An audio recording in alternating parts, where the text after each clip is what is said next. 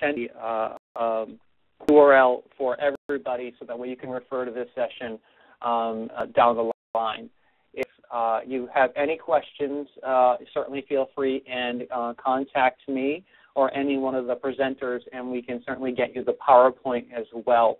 I did attach the PowerPoint to the presentation, and hopefully you all get that updated email.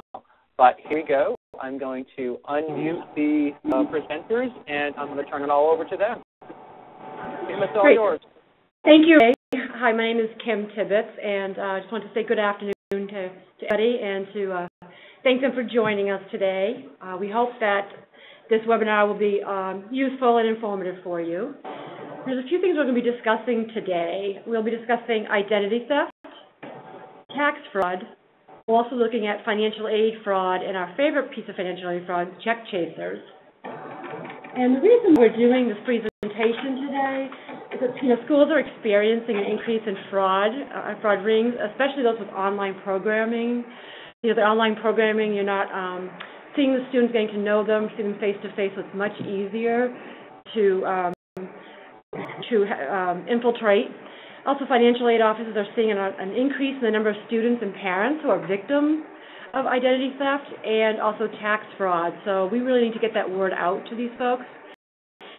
And as administrators, it's just important that we raise the awareness for our students and parents and make sure that we're implementing processes and policies that can protect them. And this is a very serious issue. And now I'm going to hand the presentation over to Dora Espitia. Good afternoon. The area that we're going to be focusing for my part of the presentation. Excuse me, Dora, before you start, I know you guys are on speakerphone. Is there a way you can pick it up because we're getting some feedback? Probably from the, is that better? I think. I'm too close to the projector. Okay, well, yeah, we were getting feedback. Thank you. Okay, so the identity theft and tax fraud aspect of the presentation, before we start on that, I just want to give you some idea about the identity theft components. There's several types out there. The first one is the financial and credit card. That's where individuals assume your identity and start opening accounts and credit cards, as well as taking out loans under a false identity. Driver license, Social Security. Social Security is where also they assume your identity, and they use that to have a new role, a new personality in regards to credit cards, as well as student loans, and maybe even tax fraud. Child and ID theft, also criminal, insurance, and medical theft. Insurance and medical usually work together, and most people will know it as Medicaid and Medicare fraud. For the population that we're going to focus on is on our students. And why does it happen to the students and how is it possible? Through conversations that we've had held here at Wentworth, we're seeing that students really don't know what they're doing in regards to when they're disposing their information.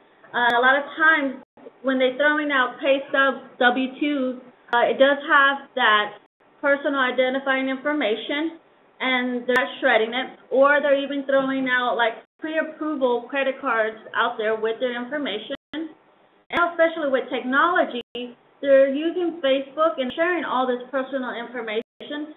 If you look at a lot of the students' profiles, it does contain their name, their date of birth, and their home address. The only thing that is missing is really their social, and we're hoping that they're not disclosing that through emails or Facebook. The main focus is that students really don't understand the importance of a shredder or even purchasing a big black permanent marker just to block out all that personal information before they discard it.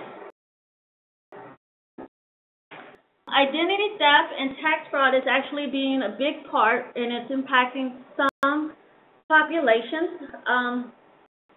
What's in this regard is that individuals are actually taking out this personal identification information and filing false tax returns. The populations that are being targeted right now is the Puerto Ricans, prisoners, retirees, students, and even the deceased.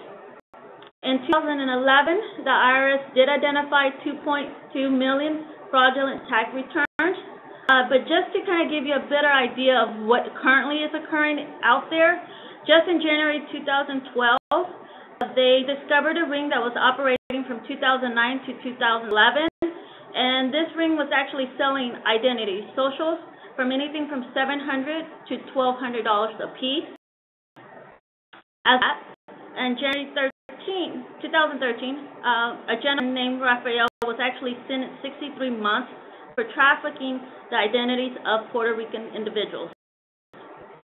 Prisoner scheme in 2010, a young lady, Michelle Owens, who actually worked for the federal prison under the education department, stole identities of actually prisoners and completed admissions and FAFSA applications to an online school, and was able to obtain $467,000 in student loans just from the scheme. As for the deceased, which is still currently occurring, just recently, Miami Herald actually reported that they found a ring of 11 people that implicated about $34 million in this scheme, and it consisted of 7,000 identities that were stolen, and out of those 7,000, 2,700 were identities of deceased individuals. And really to home, just this month, Atlanta Business Chronicle actually reported a scam that was targeting students, college students. This individual was actually trying to obtain personal identity and information, and actually was filing fraudulent tax returns using the American Opportunity Education Credit, and was actually being targeted amongst the Southeast campuses. And last month, WSTV reported that there's a scam that was occurring in the Georgia and South Carolina states, where they were actually targeting college students and churches, and they're promising a tax credit that didn't exist, and the individuals had to provide them their Social Security number and checking and savings account numbers. As you can see, actually occurring more and more frequently, and it's actually impacting our students. Why do you say it's important that your school actually takes precaution? Well, the reason for that is that internal data theft for employees, contractors, can actually have a serious impact on your school. It can result in large fines, penalties, lawsuits. It can even have a negative impact on your retention if a large number of your students are impacted. It can also affect your default and retention rate. It can drain your office from resources having to deal with these cases. It also can result in bad press for your institution. In 2012, a gentleman by the last name was actually charged 5 counts for stealing identities from its previous employer, Upromise. Just 2 days ago, the Sentinel actually reported that there was an individual at the Palm Beach Health Department that was arrested and charged for stealing identity information that impacted 2,800 patients. And also in Dayton, Georgia, there was a company there that all their employees were victims of identity theft as well as tax fraud. I will show you in the next couple of slides just some information about some cases that occurred and that the IRS was actually able to prosecute and sentence some individuals.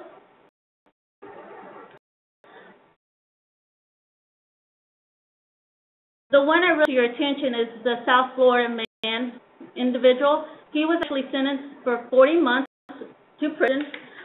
In this case, this is how simple it occurred. This individual was actually using his phone to take pictures of the individual's personal information. You're wondering why I'm bringing this to your attention? Well, on campus, individuals actually leave information laying around, whether it's in a computer lab, in housing, in their apartments, and if they have people over, these individuals can have a malicious intent and actually take out their phone and start taking information and using that information to commit identity theft or tax fraud. We also, another case that I just want to bring up that I didn't bring onto this presentation, but just on January 24th of 2013, the IRS actually an individual for 48 months, and this was in Tallahassee, Florida, where he was actually an employee of the campus, and he was taking information and actually committing fraud for identity theft and tax fraud. So it's really getting close to home. And so I kind of want to now hand it out to Ray Daniels, and he's going to be talking about how here at Wentworth we're doing things to kind of educate our students. Okay. Here at Wentworth, we're actually working interdepartmentally. After consulting with the OIG and CIRS agents, Wentworth has teamed with other departments within the school to educate our student body. We've also taken a proactive approach to our role to work with our CIO as well as our Information Security Office to enhance our PII security. Probably the question a lot of you might have is, how can we reach out to our students? Like, how can I, as just an individual, like an FA administrator, how can I reach out to our student body? I'm going to go through a couple examples right now. First of all, new student orientation. As soon as those students come through the door of your institution, it's really good to just kind of hammer that point home that you need to protect your identity. Keep, personal items, within arm's length of you. Don't leave things lying around. We also want to promote doing workshops with the entire student body, not just financial aid recipients. So even if a student might not have actually completed a FAFSA, it's important to reach out to them just the same. Also make sure to try and do it around, during tax and FAFSA season. When people have, their tax documents out, they're using their social to do their FAFSA, that's a great time to hit them, just put a little information in the air. Work with campus housing department to provide info sessions. If you have students that are living on campus, that's a great way to get to them. They have nowhere to go. They're literally on campus at all times. That's a great time to hit them. Provide on-campus access to locked shred containers. Put those in multiple locations like the library, computer labs, and dorms. As we all know, people do a lot of printing in libraries and computer labs, and a lot of people leave, miscellaneous pieces of paper lying around. So it's really good to reassure Floridian students that they should be shredding important documents if they're not going to be using them, or at least, obviously not littering the place with paper. So, it benefits everybody. Throw your stuff away, shred it.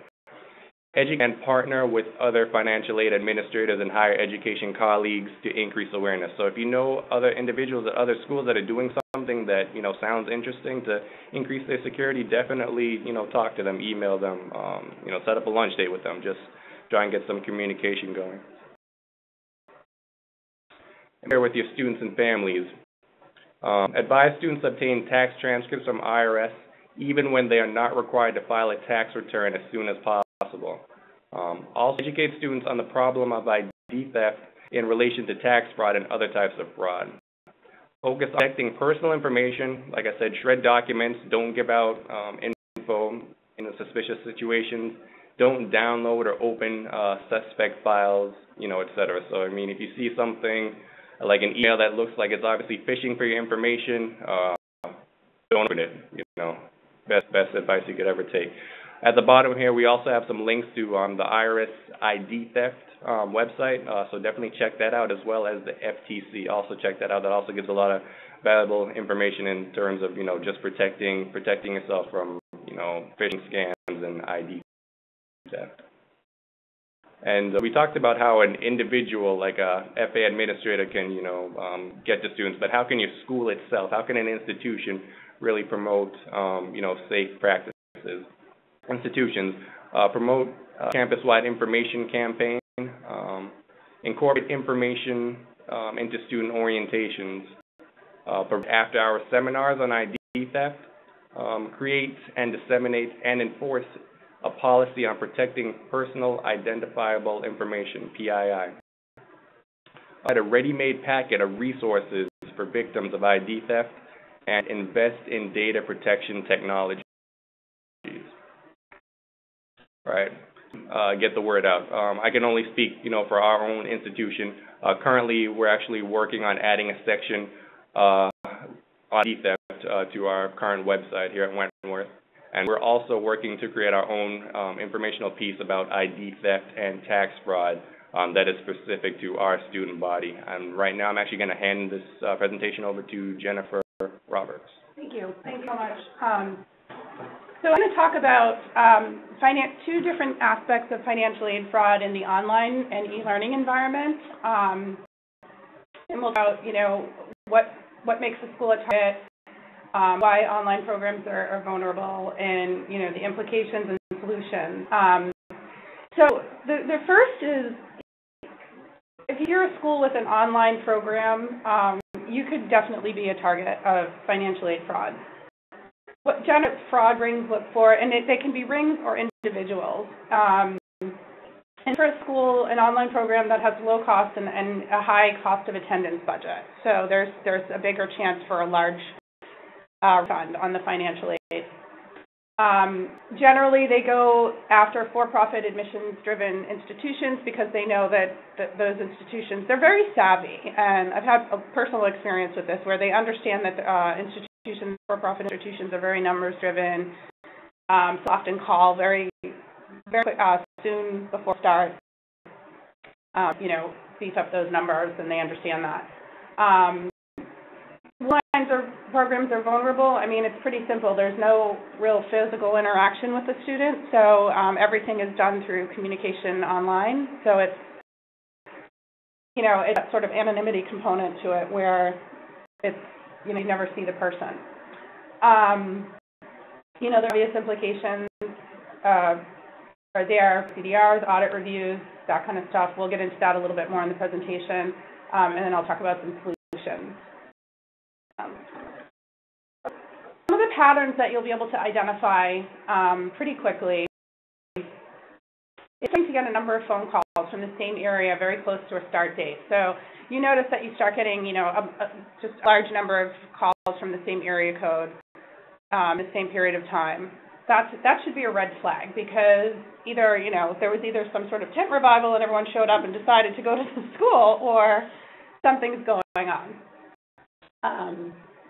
So that you want to also, going through this, I sort of became a little CSI detective when I discovered this, and I'll give you the anecdote related to that. But you can also build an Excel. It's as easy as building an Excel spreadsheet for all of your new leads for these online programs, and you can cross-reference email addresses and phone numbers, and even if you find similarities with numbers that have, one of the things that we found were the numbers, the exchange and the area codes were the same, and then the numbers were very similar and up to one number.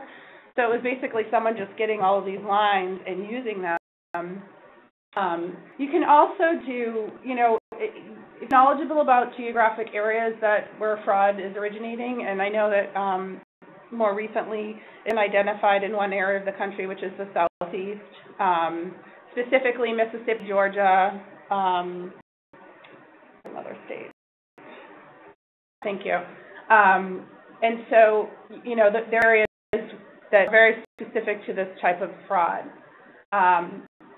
Also understanding that there are areas where, and it's not surprising that this has happened because areas like Mississippi and Alabama, unfortunately, have experienced some pretty substantial natural disasters in the past 10 years. So there's areas of that country where there were communities of homes, and now there are none.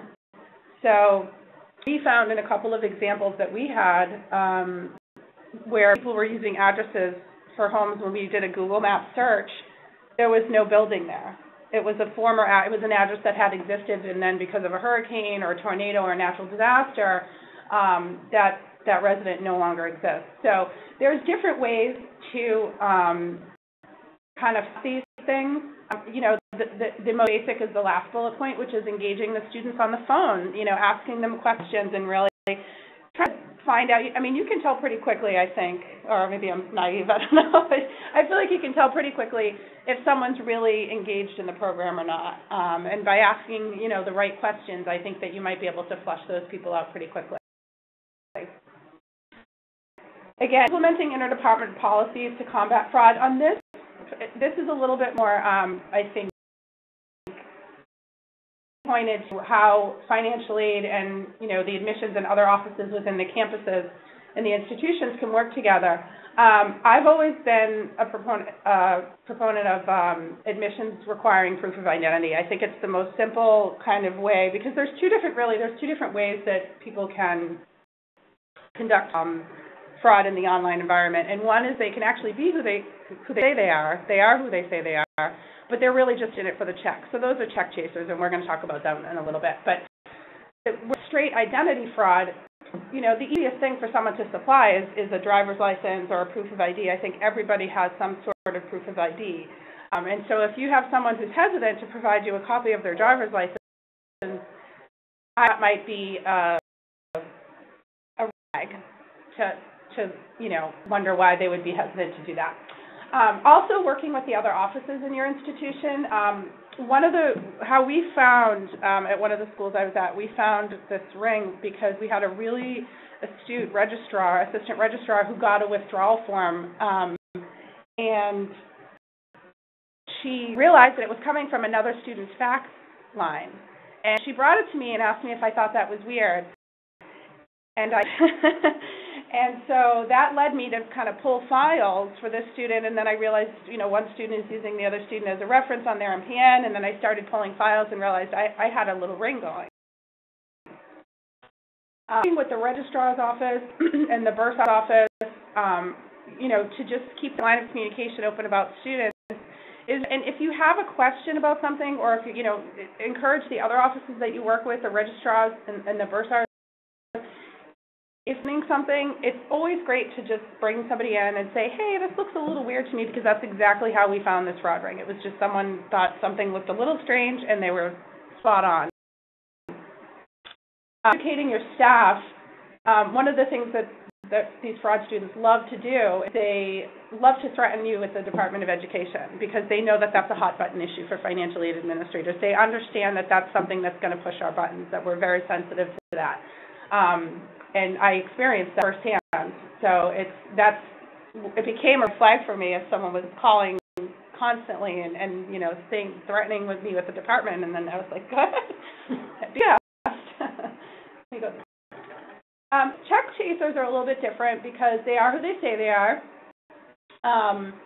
But they can actually have a more detrimental effect on the institution, because they are who they say they are, they'll have a more significant effect on your default and retention rates, whereas, you know, if you can prove someone's a fraudulent student, then that person can be worked out of that calculation.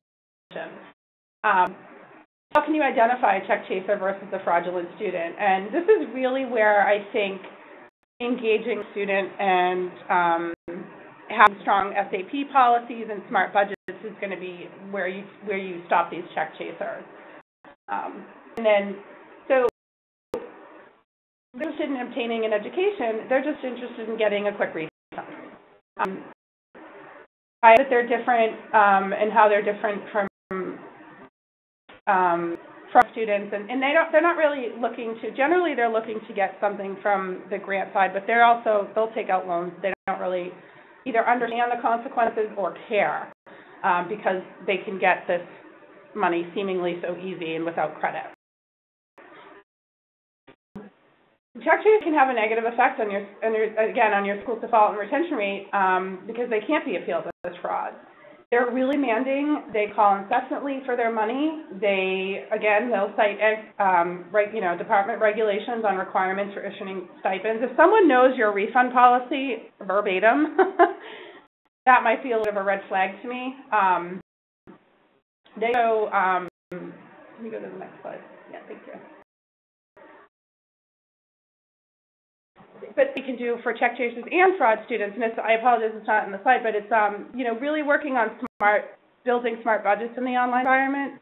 That's the biggest key for both of these students, because if your budgets are, there certainly is, students to have a cost of living expense in their budget, but in the online program, you want to be really careful about giving everyone the same budget and then just counseling them down of loans, because that's going to be how these fraud rings and these check chasers find your institution. They're looking for the institutions that have the highest cost of attendance and tuition, because it's going to yield them the largest refund. So really working with building a smart cost of attendance, and even, as financial aid professionals, we're allowed to exercise judgment, and as long as we document that, we can give someone a cost of living expense, but we should do it very judiciously, because these online programs targeted by fraudulent students are increasing by the day. And it's one of the reasons why, the Attorney General is looking at institutions and how the program is being managed, and it's just really in everyone's best interest to understand that building these budgets in a smart way is going to help prevent that. So again, protect your institution and protect your students, and really protect the integrity of the program. The Federal Student Aid Program is really meant to provide access to education. It's supposed to be a program that gives back to our country in the form of educated citizens. And so, in time of budget cutting and the government's looking to balance their budget, we really want to protect this program and make sure that these funds are being allocated the way that they were intended to. And that's all of our responsibility. And then also, because it is a drain on your resources, these students are demanding, and it's infuriating when you find out they're fraudulent. Like, I've spent so many hours on your... So prevention, ensures that we're all focused on the student service side and not detective work, and really, we're there to help students. The Inspector Act of 1978 to prevent and detect fraud and waste and abuse and improve the economy, efficiency, and effectiveness of education department programs and operations. Some of the Office of the Inspector General investigation in distance education fraud. The fraud rings generally target institutions, again, with low tuition in the context of distance learning. They may involve ringleaders who obtain information promising some sort of financial gain. There's a lot of websites out there that'll claim they have scholarships or whatever it is. They'll complete multiple financial aid applications, information that they collect. They apply for admission under institutions' open admissions program. So having your admission standards, again, your requirements for admission are really important. Participate minimally in the amount of online interaction, and this is where your SAP policies come into play. So there's different areas of your institution that you can kind of, if the student does make it in the door, then, make sure that your cost of attendance is going to support them, or your satisfactory academic progress policy is going to catch them at some point, because in an online program, you want to make sure that they are actually participating in this course, that are doing work. So some of the Title IV fraud schemes that are related to schools are ghost students, leasing of eligibility, defraud, 90-10 manipulation. So, things can have the fraudulent student can have a residual effect on the institution. And these are the examples of that. Falsification of the high school diploma, that's another big one. These are some indictments that have been found in student loan fraud schemes in more recent times. And it's interesting that over the last, I think, 5 years, it's increased so dramatically that, the U.S. Attorney's Office, and I know the department is really focusing heavily, because it's costing a lot of money, and it's costing a lot of money out of a program that's really important to maintain. So some releases that the department put out. So again, one of the reasons why everyone is sort of participating in this webinar today is because we're all interested in how we can prevent this and help students and families and our institutions protect themselves against this.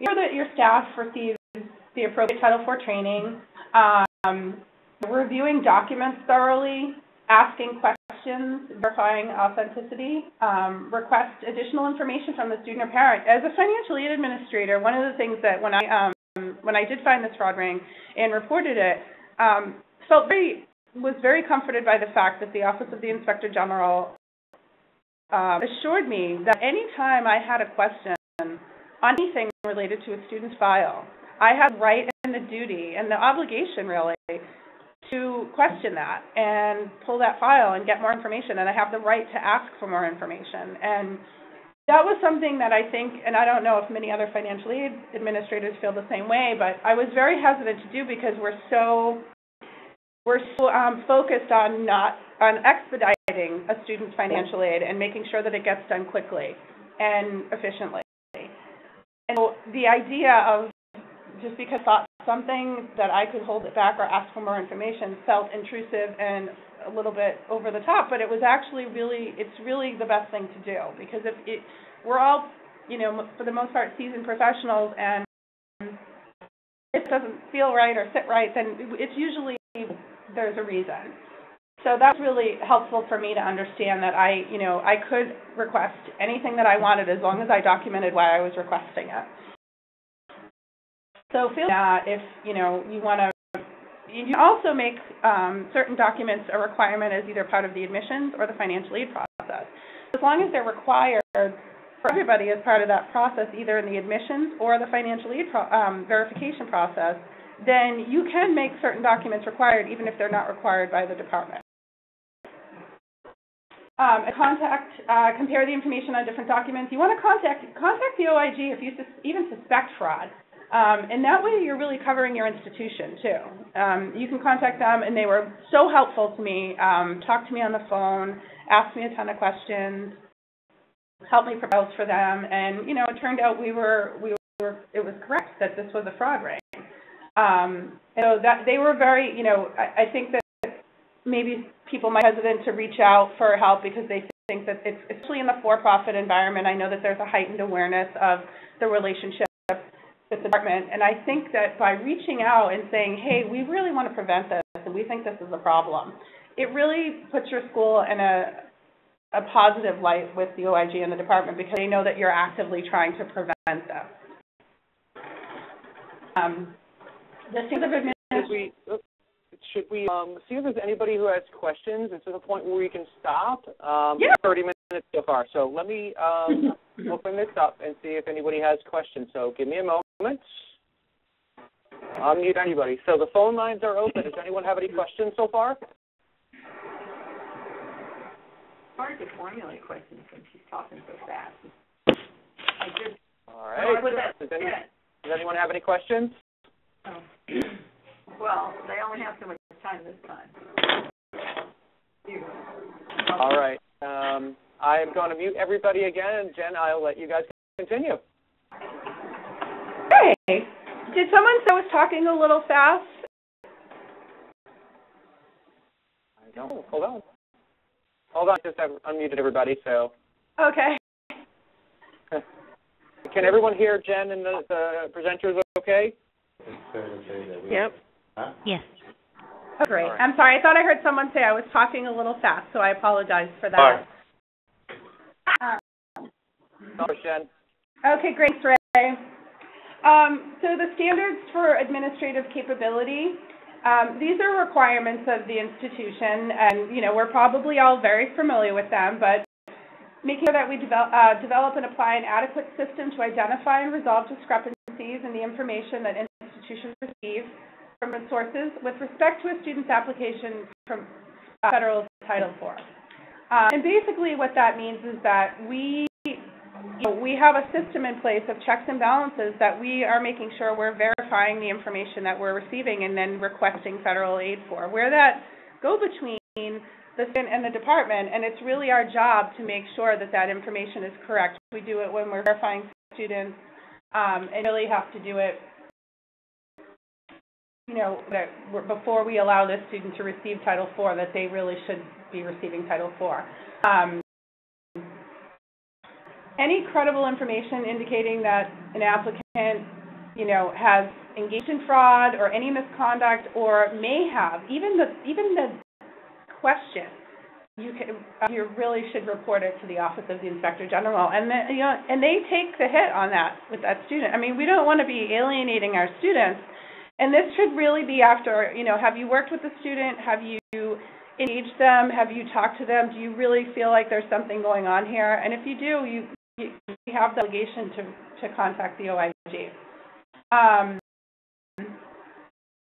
To refer to the OIG any third-party servicer who may have engaged in fraud or breach of fiduciary responsibility or other illegal conduct involving any FSA programs. So, you know, we have a lot to do in our job, and it's to protect. It really is to protect the program, the student, and the institution. And really, the student, the program, and the institution. I don't know if I'd do it in that order. I don't know what order it would be in, but it's those three equally. Just to kind of summarize, really this is a financial aid issue. I think it stems from financial aid, and I think financial aid administrators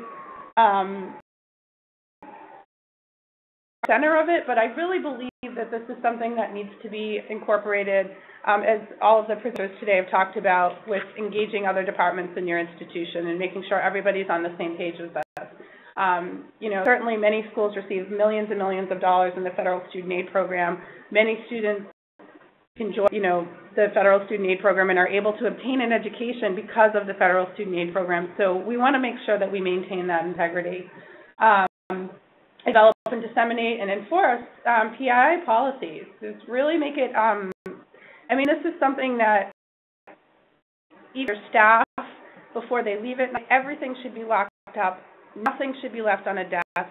I know a Social Security number, nothing. It's that easy for it to happen. One report is left out with 50 Social Security numbers on it, and then now you've got a huge identity theft.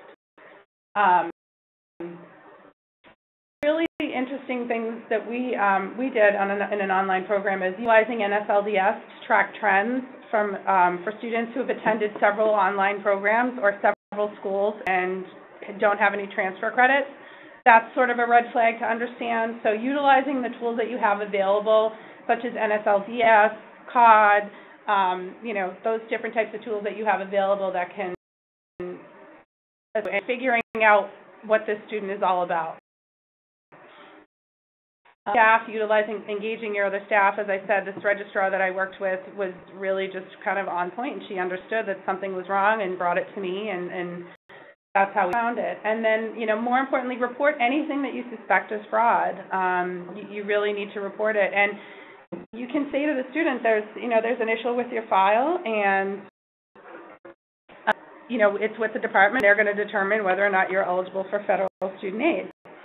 Another great thing that you might want to think about too is just really work with chairs and the new student programs to develop sessions for parents and students on identity theft, host workshops and sessions during the semester, email reminders to the student body just about, hey, it's tax season. Even if you didn't file a tax return, you may want to make sure you get a tax transcript so that you know you're not a victim of identity theft. And take advantage of social media to educate students, finding these articles and putting them on your Facebook page, and just kind of any way that you can get this information just to get students thinking about it. The sexiest topic for students, I guess, if they're not really interested in this, but when they're affected, it becomes really problematic. So you want to engage as much as possible. And then work with your technology departments and your VPs to ensure that schools have appropriate policies in place to deal with, to prevent and with these types of fraudulent situations as they occur.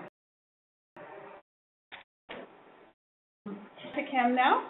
Thank you, Jen. The next few slides, we're just going to go over, we're just providing you with some regulations and support resources so that you can utilize them when either creating a policy or procedure or, you know, maybe perhaps bring it forward in your campus to the folks that are higher up as to why you need to be doing these things.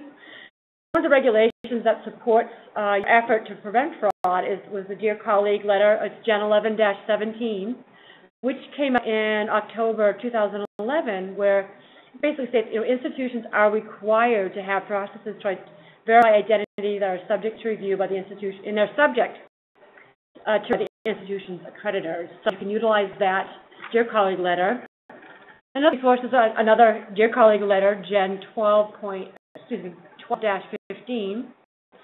which August of 2012, and it talks about the discharge of loans which were fraudulently certified. So you can utilize that for a resource for yourself. Also, there is the 1-800 number for the Inspector General's hotline, 1-800-MISUSED, and also below is a link to their website. Just again, as Jennifer had said, just to remind you that the OIG is there to support your efforts, not to judge your process, so don't be afraid to contact them. And, they will do the investigating for you. They will be the ones who take it further. So if you just suspect of something and you've had a conversation with a student and it looks like, there's something, please go ahead and contact them. That they're there to help you. There is IRS local offices. I don't know if you realize this, but you can contact a local IRS office or the Criminal Investigation Division of your IRS office. And they do community outreach programs. We have listed their website for you. If you want to contact them, they already have programs in place. They can come out, do community outreach, talk to you about fraud and tax fraud. So utilize those services. And that's about it. Here's our contact information. So if you have any questions offline or after the webinar, or if you're putting a policy in place and you'd like to contact one or all of us about it, please feel free to. This is our information. We welcome the conversation.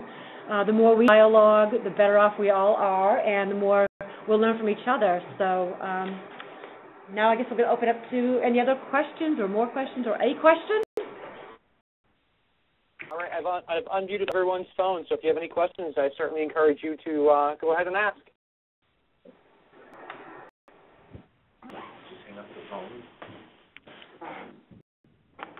Exit out right here with that X. All right. Well, if there are no questions, what we'll do is I will send out the PowerPoint presentation to everyone who attended, and those people who were unable to attend will also include the URL for this session, so that way if you want to refer to it or send it on to colleagues, you're certainly welcome to. I do appreciate everyone attending.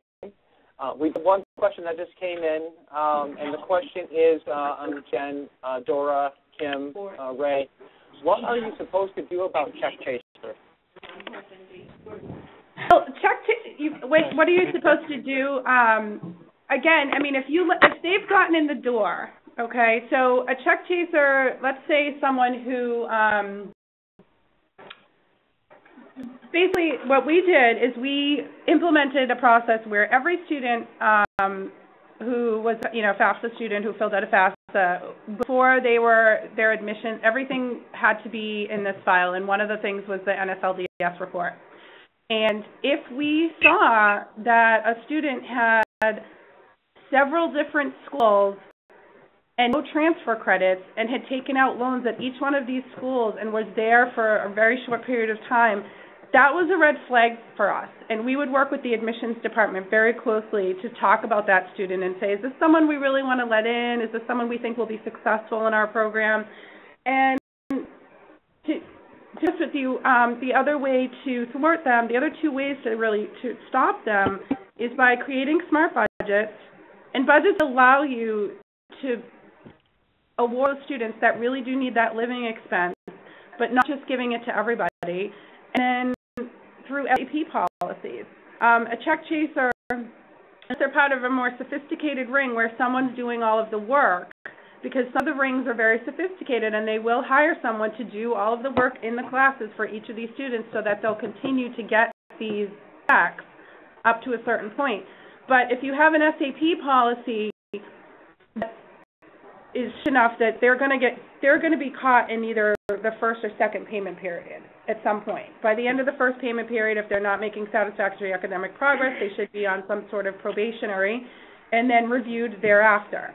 And so, having the budgets, the SAP policy, and the admissions policy is really what's going to be kind of helpful for dealing with those check chasers, because they're quite frankly going to have a more detrimental effect on your default and retention rates than the fraud student, because the fraud student you can explain away and get that out of your number. The check chasers, if you keep letting these people in, and they're going to be a drain on your resources, a drain on your default rate, and affect your retention and graduation. Did that question? All right. I have another question as well. Yes, that's another question. Thank you. The second question that I have that just came through, what type of documentation are you requesting, if any, from students who have been identified in fraud rings? What is your policy for these students? What is your time period that you allow students to hold funds on these files? So do I need to repeat that question for you? Yes, could you please? Thank you. Okay. So the question is what type of documentation are you requesting, if any, from students who have been identified in fraud rings? That's question one. What kind of documentation do you ask from students that you've identified in fraud rings? So if I suspect that they're a fraudulent student, the first thing I'd probably ask for, I mean, if it's not part of my admissions process, is proof of identification.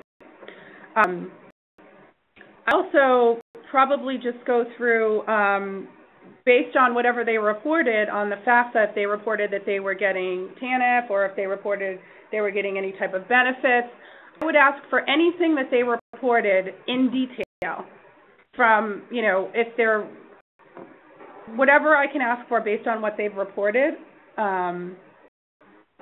ask for. I mean, really, it's going to be the ID. Once I've identified it, I'm generally probably sending it to the OIG, and they're taking it from there. But those are the types of documents that I would look for. Okay. So for those, go ahead, Kim. Sorry. Yeah, Kim. Yeah, we also suspect that if it is somebody that is perpetrating fraud, that once you begin asking for any of these things, they're going to back off and they're going to disappear. If they're a real student, they're going to contact you and give you more information. Right. That's a good point. All right. For these students that you're following up on, do you have a time frame? You know, and what is the period in which you wait to hold funds for those students you identified that potentially have fraud issues? I immediately hold the fund. I immediately stop everything if I believe that there's a potential issue for fraud. So immediately, like, nothing's going to get processed until the document and, you know, I also don't do this, you know, wouldn't do this independently. I would work with other departments that are involved with the student and say, this is what I'm thinking, and I'm telling you, you know, this is the situation here. And he's absolutely right. If that student is a legitimate student, they'll provide you with the information, especially when it means they're not going to have their bill paid or they're not going to get their refund. So they're going to provide, they're incented to provide that information.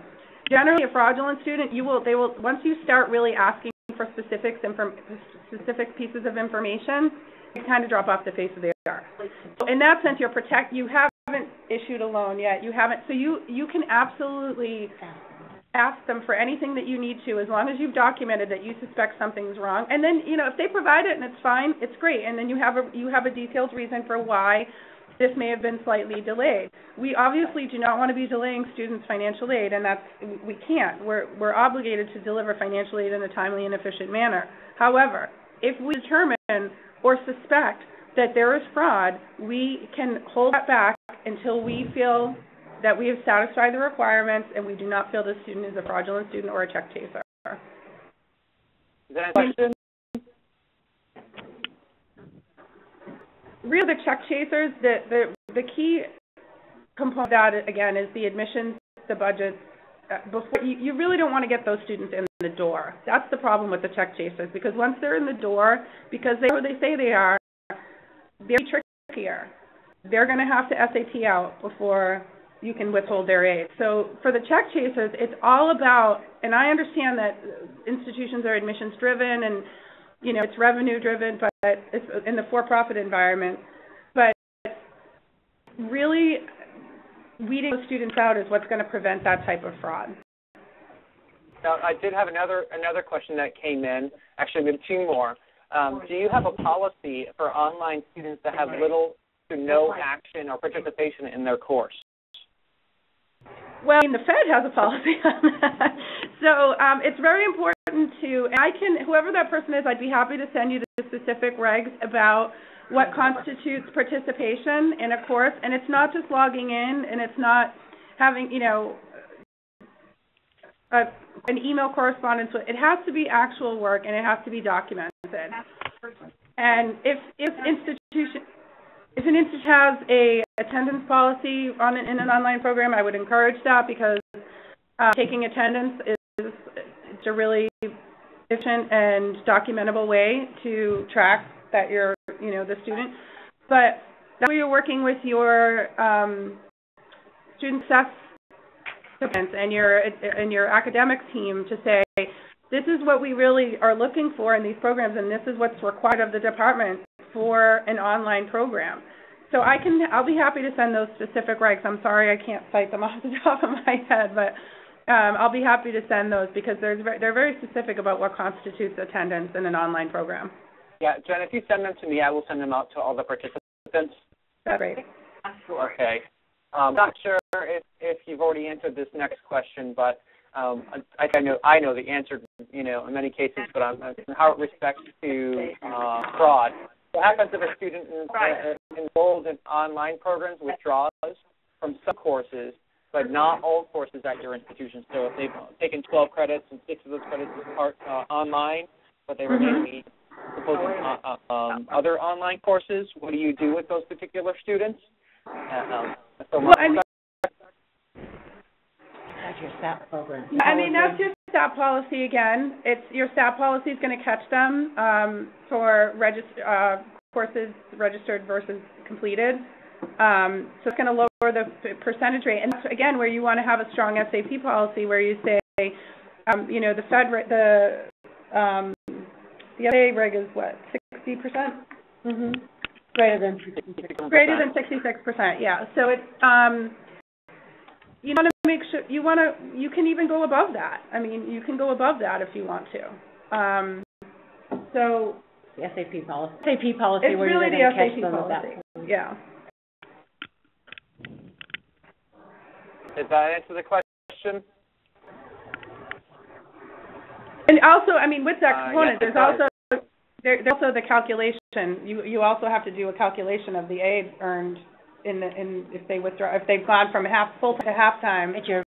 Depending on when that happens. Exactly. Yeah. Depending on when it happens, that student may not have earned that entire amount of financial aid. If they're saying, I'm past the 60% mark of my payment period, and I know that if they're saying things like that, then they're probably, they probably know more about federal student aid than I do. So, but yeah.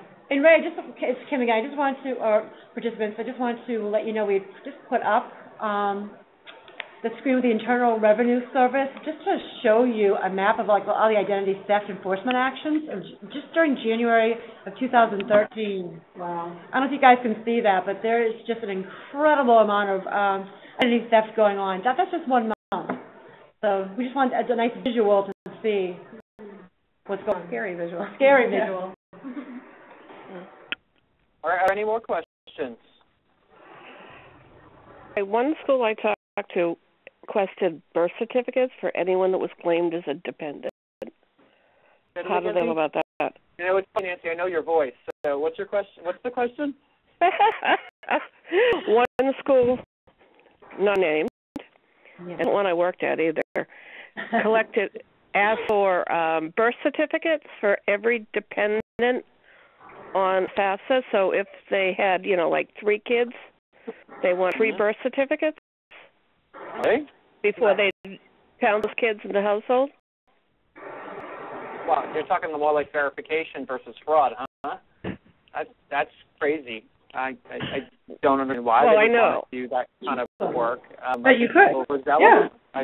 I think that's certainly overzealous, but we all. I thought it was overkill, so we do it. All do our own policies to determine families claiming the right dependence in terms of household size, but I think that's overkill in terms of personally. We're not required to. But you certainly can't. If you make it part of your verification process and it's documented that that's what your verification process is, you can ask for it as long as you do it across the board. Right. Yeah, they're doing it across the board, though. Right. Only for suspected fraud students. Well, if you suspect that there's fraud, you absolutely can. You can do that. As long as you've documented that you're doing it because you're not singling the student out or doing this specifically just to harm the student. If you can document that it's part of a suspected fraud, then absolutely. All right. Are there any other questions? All right. Well, it seems like I may have answered all of them, and I do want to again thank everybody for their patience and from last week. Is there a question? Should have though. It was very. All right. Well, again, thank you very much. I'll be sending out the PowerPoint. It really was. I'm like, really? Because now you're just. I tuned them out like 10 minutes ago. Oh, It was. have a question? No, I think we're getting feedback. Okay. All right. Well, yeah. There's. I don't know if someone has a question. Their phones are muted. I just want to also let everyone know we're going to. HEAG will be hosting another webinar March 1st at 2 p.m. Ask the expert kind of piece where anybody who has a question about a technology component, automating, a compliance question, SAP, and so forth.